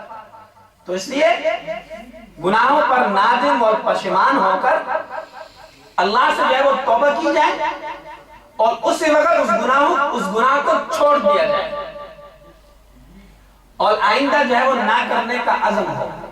آئندہ نہ کرنے کا عزم ہو کہ آئندہ میں اس گناہ کو نہیں کروں گا. اگر ہو جائے پھر اللہ سے معافی مانگے. اور اس کے ساتھ فرمایا کہ اسی وقت سے تلافی شروع کر دیں. اسی وقت سے تلافی شروع کر دیں. اگر کسی کا حق مارا تو اسی وقت سے اس کو ادا کرنا شروع کر دیں. کسی کو تکلیف پہنچائی, کسی کا دل دکھایا تو اسی وقت سے اس کی تلافی شروع کر دیں. تو یہ ہے توبہ اور استغفار. تو انسان جب توبہ اور استغفار کرتا ہے تو اللہ تبارک و تعالیٰ کی ذات بڑی غفور الرحیم ہے اور اللہ تبارک و تعالیٰ اس کے گناہوں کو معاف کرتا ہے اور اللہ تبارک و تعالیٰ اس کے گناہوں کو فوراً معاف کر دیتا ہے. آپ نے بہت سارے واقعات سنے ہوں گے. ایک مشہور واقعہ ہے کہ ایک بنی اسرائیل کا ایک آدمی جو ہے وہ اس نے 99 قتل کیے ہوئے تھے اور 99 قتل کرنے کے بعد اسے احساس ہوا 99 قتل کیے تھے. اب اسے احساس ہوا کہ مجھے اللہ سے معافی مانگنی چاہیے, مجھے اللہ سے معافی مانگنی چاہیے. اور اس نے جو ہے وہ یہ کیا کہ کسی سے پوچھا کہ میں کس کے پاس جاؤں. تو اس نے کہا کہ میں فلاں آدمی کے پاس چلے جاؤں, وہ تمہیں بتائے گا. تو اس آدمی کے پاس گیا کہ میں اللہ سے توبہ اور استغفار کرنا چاہتا ہوں, میں نے 99 قتل کیے ہیں, تو میرے لیے توبہ کی کوئی صورت ہو سکتی ہے, معافی کی کوئی صورت ہو سکتی ہے؟ تو اس نے کہا نہیں, تمہارے لیے تو کوئی گنجائش ہے, اس لیے کہ تم نے 99 قتل کیے ہیں. تو اس نے اس کو بھی مار دیا. تو اس طرح اس کے قتل کی تعداد 100 ہو گئی. پھر کسی نے اس کو کہا کہ فلاں بستی میں ایک آدمی ہے, اس کے پاس چلے جاؤ, ہو سکتا ہے وہ تمہارے لیے کوئی صورت نکال لے. اب یہ روانہ ہوتا ہے, ابھی اس بستی میں نہیں پہنچتا بلکہ اس بستی سے بہت دور ہوتا ہے. تو راستے میں اس کا انتقال ہو جاتا ہے, روح پرواز کر جاتی ہے. تو اب رحمت والے فرشتے بھی آتے ہیں, عذاب والے فرشتے بھی آتے ہیں اور دونوں کی آپس میں تکرار ہوتی ہے. رحمت والے فرشتے کہتے ہیں کہ اسے ہم لے جائیں گے, عذاب والے فرشتے کہتے ہیں کہ اسے ہم لے کر جائیں گے. تو معاملہ اللہ کی عدالت میں پیش ہوتا ہے. اللہ فرماتے ہیں کہ ذرا پیمائش کرو کہ یہ اپنے علاقے سے جب نکلا تو اس بستی کے قریب ہو گیا ہے یا نہیں. اگر اس نے فاصلہ زیادہ طے کر دیا ہے, بستی کے قریب ہو گیا ہے, تو اسے رحمت والے فرشتے لے جائیں. اور اگر اس نے بھی فاصلہ تھوڑا طے کیا ہے, ابھی بستی سے بہت دور ہے, تو اسے عذاب والے فرشتے لے جائیں. علماء فرماتے ہیں کہ ابھی اس نے فاصلہ تھوڑا طے کیا ہوتا ہے, لیکن اللہ زمین کو حکم فرماتے ہیں, زمین سمٹ جاتی ہے اور اس طرح اس کا فاصلہ زیادہ ہو جاتا ہے, تو اللہ فرماتے ہیں اسے رحمت والے فرشتے لے جائیں. اللہ تبارک و تعالیٰ اس شخص کی بھی مغفرت فرما دیتے ہیں, اس کے بھی گناہوں کو معاف فرما دیتے ہیں کہ جس نے 100 قتل کیا ہو. اسی طرح حدیث میں آتا ہے کہ جناب نبی کریم صلی اللہ علیہ وسلم نے ارشاد فرمایا کہ بنی اسرائیل میں ایک شخص تھا, اس نے ساری زندگی اللہ کی نافرمانی میں گزاری. ساری زندگی جو ہے وہ بغاوت میں گزاری. پھر جب مرنے لگا تو اس نے اپنے اولاد سے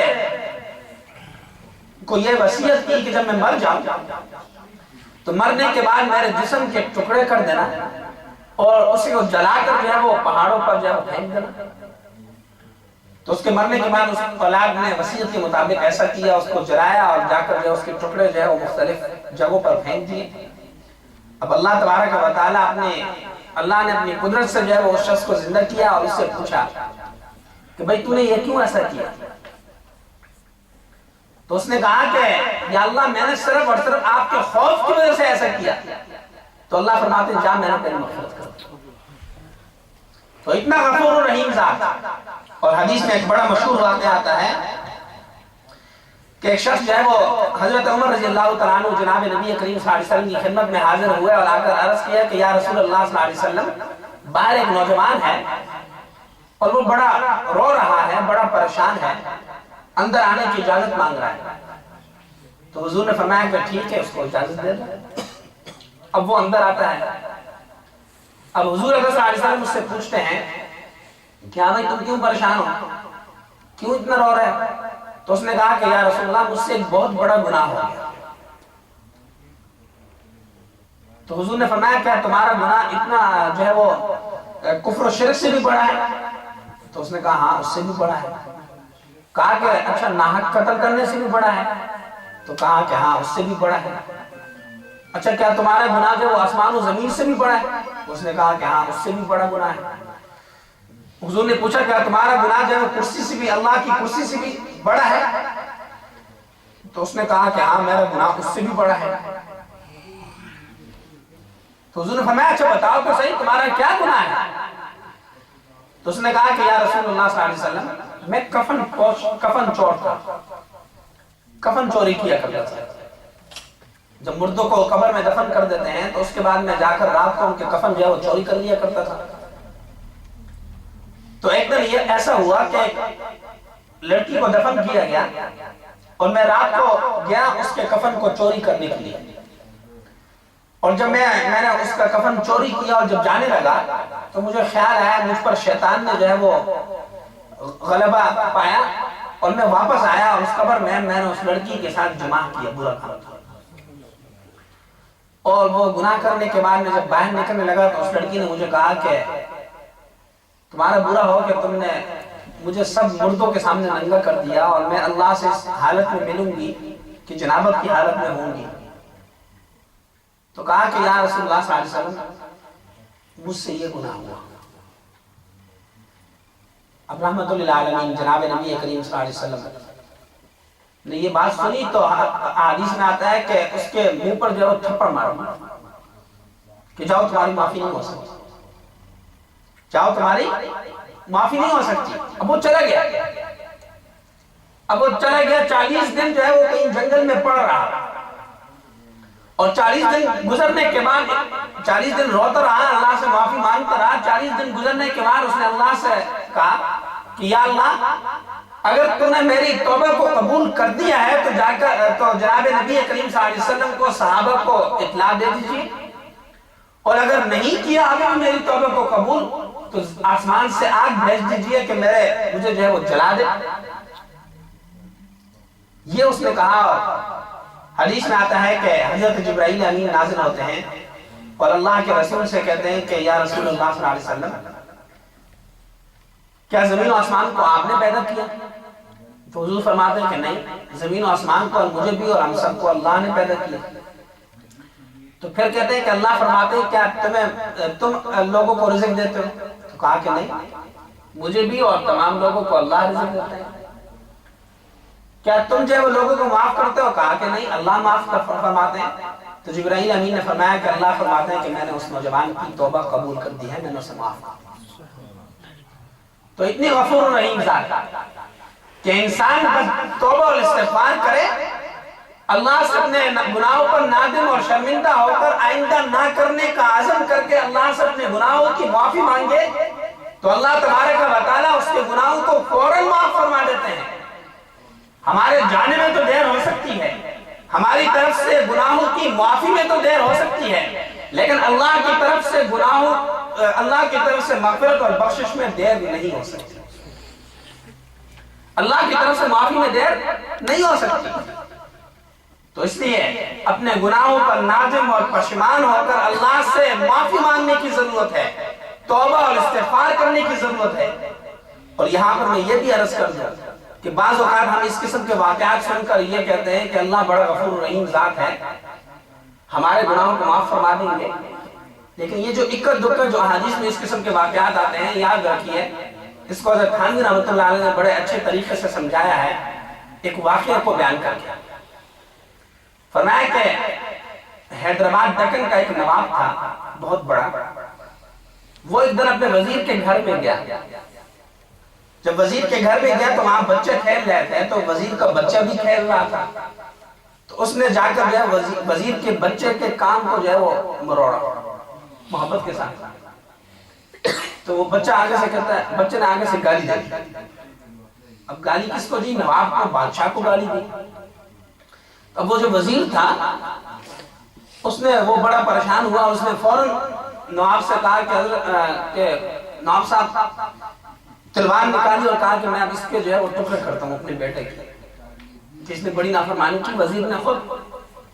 تو نواب نے کہا کہ نہیں چھوڑ دو، اور حکم دیا کہ اب اسے ہر مہینے جو ہے وہ پیسے ملیں گے۔ اس کو وظیفہ جاری کر دیا بچے کا، اور اس وظیفے کا نام ہی رکھ دیا وظیفہ دشنام، گالی دینے کا وظیفہ۔ کبھی بچے نے گالی دی ہے، اب اس گالی کے بدلے میں اسے ہر مہینے جو ہے وہ پیسے ملیں گے۔ تو یہ واقعہ بیان کرنے کے بعد حکیم الامت حضرت مولانا اشرف علی تھانوی رحمۃ اللہ علیہ فرماتے ہیں کہ اب اگر کوئی آدمی دوسرا آدمی سوچے کہ اس نے بادشاہ کو گالی دی اور بادشاہ نے اس کے پیسے جاری کر دیے، میں بھی جا کر بادشاہ کو گالی دیتا ہوں، تو جا کر دیکھے تو صحیح، ہر ایک کو تھوڑی پیسے دے گا۔ وہ تو اس وقت جو ہے وہ موڈ میں تھا، اس وقت اس کے دل میں پتہ نہیں کیا بات آئی کہ اس نے جو ہے وہ یہ رحمت کر دی۔ تو فرمایا کہ بالکل اسی طریقے سے جو ہے وہ انسان یہ سمجھے کہ یہ جو واقعات ہم جو سنتے رہتے ہیں کہ فلاں کی جو ہے وہ اللہ نے اس عمل کی وجہ سے مغفرت فرما دی، تو یہ اللہ تبارک و تعالیٰ کی رحمت ہے، اللہ کا قانون نہیں۔ قانون یہ ہے کہ جیسا عمل کرو گے ویسے ہی جو ہے وہ آگے بدلہ ملے گا۔ فَمَن يَعْمَلْ مِثْقَالَ ذَرَّةٍ خَيْرًا يَرَهُ وَمَن يَعْمَلْ مِثْقَالَ ذَرَّةٍ شَرًّا يَرَهُ۔ اگر ذرہ برابر نیکی کرو گے تو اسے بھی آگے جا کر دیکھ لو گے، ذرہ برابر برائی کرو گے تو اسے بھی آگے جا کر دیکھ لو گے۔ یوم تجد کل نفس ما عملت من خیر محضرا، انسان جب وہ قیامت کے دن ہر چیز اس کے سامنے آ جائے گی، اور پھر وہ کیا کہے گا؟ یا ویلتنا ما لہذا الکتاب لا یغادر صغیرۃ ولا کبیرۃ الا احصاها، کہ میں نے نام اعمال کو کیا ہو گیا کہ اس نے تو نہ کسی بڑی چیز کو چھوڑا نہ کسی چھوٹی چیز کو چھوڑا۔ تو اللہ کا قانون یہ ہے کہ نیکی کا بدلہ اچھا ملے گا اور برائی کا بدلہ جو ہے وہ جہنم ہے، نیکی کا بدلہ جنت ہے، یہ اللہ کا قانون ہے۔ ہاں اگر اللہ فضل فرما دے تو اللہ تبارک و تعالیٰ گناہوں کو معاف فرما دے، اور ہوگا بھی ایسے ہی کہ اللہ اپنے فضل و کرم سے ہی معاف فرمائیں گے، ورنہ ہماری عبادتیں کہاں اس طرح کے ہم اپنی عبادت کی وجہ سے یہ سمجھے کہ ہماری عبادت کی وجہ سے اللہ ہمیں معاف فرمائیں گے۔ وہ بنی اسرائیل کا ایک عابد گزرا ہے بڑا، اس کے متعلق آتا ہے کہ وہ ہر وقت اللہ کی عبادت کرتا تھا، دن رات چاہے وہ اللہ کی عبادت کرتا تھا، لیکن گھر میں کرتا تھا۔ تو اس نے سوچا کہ پھر بھی تھوڑا بہت جو ہے مجھے گھر والوں کے ساتھ رہنا پڑتا ہے، کھانا وغیرہ پڑتا ہے، تو اس میں وقت ضائع ہو جاتا ہے۔ تو وہ گھر بار کو چھوڑ کر جو ہے وہ چلا گیا اور سمندر کے درمیان میں جا کر ایک ٹیلے پر اس نے اپنا ٹھکانہ بنایا۔ سمندر کے درمیان میں ٹیلے پر جا کر جو وہ چھپر ڈالا اور وہیں پر جو ہے وہ عبادت شروع کر دی، گھر بار کو چھوڑ دیا۔ اس لیے کہ پہلے شریعتوں میں یہ جائز تھا، لیکن اسلام کے اندر تو اس کی اجازت نہیں، رہبانیت پھر اسلام کے اندر رہبانیت نہیں کہ اپنے گھر بار کو چھوڑ کر جو ہے وہ گوشہ تنہائی گزارو، یہ اسلام کے اندر اس کی اجازت نہیں، لیکن پہلے شریعتوں میں اجازت تھی۔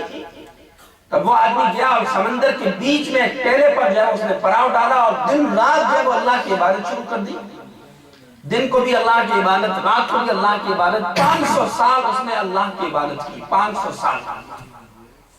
اور اس دوران اللہ نے کیا کیا کہ وہیں پر جو ہے وہ انار کے درخت کو اگا دیا، اور وہیں سمندر کے اندر کڑوے پانی سے جو ہے وہ میٹھے چشمے کو جاری کر دیا۔ تو وہ ایک انار کھاتا، جب اسے بھوک لگتی اور پانی وہ چشمے سے پانی پی لیتا، اور باقی 500 سال اس نے جو اللہ کی عبادت میں گزارے. اور اس کا جب مرنے کا وقت آیا، یہ حدیث میں آتا ہے واقعہ کہ مرنے کا وقت جب آیا تو اس نے اللہ سے دعا کی کہ یا اللہ مجھے سجدے کی حالت میں وفات دے اور میرے جسم کو اسی سجدے کی حالت میں قیامت تک محفوظ رکھنا. اللہ نے اس کی دعا کو قبول کیا. حدیث میں آتا ہے جناب نبی کریم صلی اللہ علیہ وسلم ارشاد فرمایا کہ اس کا جسم ابھی بھی سجدے کی حالت میں محفوظ ہے. یہ اس نے اللہ سے دعا کی. اور حضور فرماتے ہیں کہ جب وہ اس کی روح پرواز کر گئی، وہ جب انتقال کر گیا، تو اللہ نے اسے کہا کہ جاؤ، میں نے تمہیں اپنے فضل سے جو ہے وہ معاف کر دیا. اس کے دل میں یہ بات آئی کہ میں نے 500 سال جو اللہ کی عبادت کی جس میں دکھلاوا نام کی کوئی چیز نہیں تھی، سب کو چھوڑ دیا، تو چلو اللہ میری دل کو رکھنے کے لیے یہ فرما دیتے کہ میں نے تمہارے اس عمل کی وجہ سے تمہیں معاف کر دیا.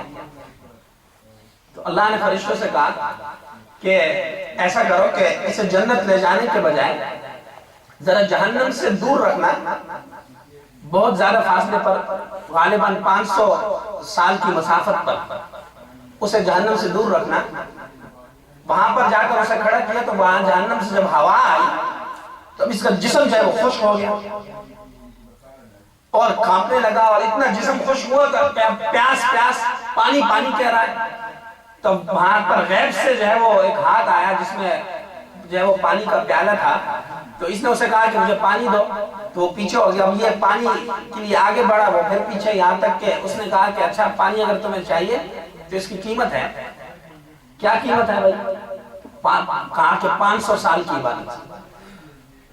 اس نے کہا کہ ٹھیک ہے، میں نے 500 سال کی عبادت کی ہے، مجھے بس یہ پانی دے دو، یہ میری 500 سال کی عبادت جو ہے وہ لے لو. تو حضور صلی اللہ علیہ وسلم فرماتے ہیں کہ اس نے پانی لیا اور وہ 500 سال کی عبادت اسے دے دی. اللہ فرماتے ہیں کہ اب بتاؤ، وہ 500 سال کی عبادت تو تمہاری گئی، تو اب وہ جو میں نے وہاں پر سمندر کے درمیان پینے پر جو اتنا تمہیں پانی پلایا، انار کھلائے، اس کے بدلے میں تم کیا لے کر آئے؟ تو اس لیے نجات تو اللہ کے فضل و کرم سے ہی ہوگی، لیکن اللہ کے قانون کا تقاضا یہ ہے کہ انسان جیسا عمل کرتا ہے اسی کے مطابق اس کو جو ہے وہ بدلہ ملے گا. اگر اچھا عمل کرے گا تو اجر و ثواب ملے گا، جنت ملے گی. اگر برا عمل کرے گا تو جہنم ملے گی. تو خلاصہ آج کی گفتگو کا یہ ہوا کہ صحابی رسول نے جناب نبی کریم صلی اللہ علیہ وسلم سے سوال کیا تھا کہ پریشانی اور مصیبتوں سے نجات کا نسخہ کیا ہے، کہ ایسا کیا نسخہ ہے کہ اس نسخے کی وجہ سے ہم پریشانی اور مصیبتوں سے محفوظ رہ جائیں. تو حضور نے ان کے سوال کے جواب میں 3 باتیں ارشاد فرمائی تھی. نمبر 1، امسک علیک لسان، کہ اپنی زبان کو قابو میں رکھو، اپنی زبان کو کنٹرول میں رکھو، سوچ کر بولو اور بول کر سوچو. اس لیے کہ تم زبان سے جو بھی جملہ نکالو گے وہ جملہ تمہیں جنت میں بھی پہنچا سکتا ہے اور وہی جملہ تمہیں جہنم میں بھی پہنچا سکتا ہے. تو اس لیے اپنی زبان کو قابو میں رکھو. بہت سی پریشانیوں کا سبب جو ہے وہ یہ زبان ہوتی ہے، جیسے میں نے شروع میں عرض کیا. اور دوسرا جملہ فرمایا کہ بڑی یسع کا بیت، کہ تمہارا گھر تمہارے لیے کافی ہو. تمہارا زیادہ تر وقت جو ہے وہ گھر میں گزرے، باہر فضول جو ہے وہ دکانوں میں، بازاروں میں، محفلوں میں، گپ شپ بازیوں میں نہ گزرے، بلکہ تمہارا زیادہ تر وقت جو ہے وہ گھر کے اندر گزرے، تاکہ تم اپنی اولاد کی بھی تربیت کر سکو اور بہت سارے گناہوں سے بچ سکو. اور تیسرا فرمایا وابکی علی خطیئتک، کہ اپنے گناہوں پر رویا کرو، اپنے گناہوں پر نادم اور شرمندہ ہو کر اللہ کے حضور گڑ گڑایا کرو، توبہ اور استغفار کیا کرو. یہ 3 نسخے جناب نبی کریم صلی اللہ علیہ وسلم نے پریشانی اور مصیبتوں سے نجات کے بیان فرمائے ہیں. بڑے اہم ترین نسخے ہیں.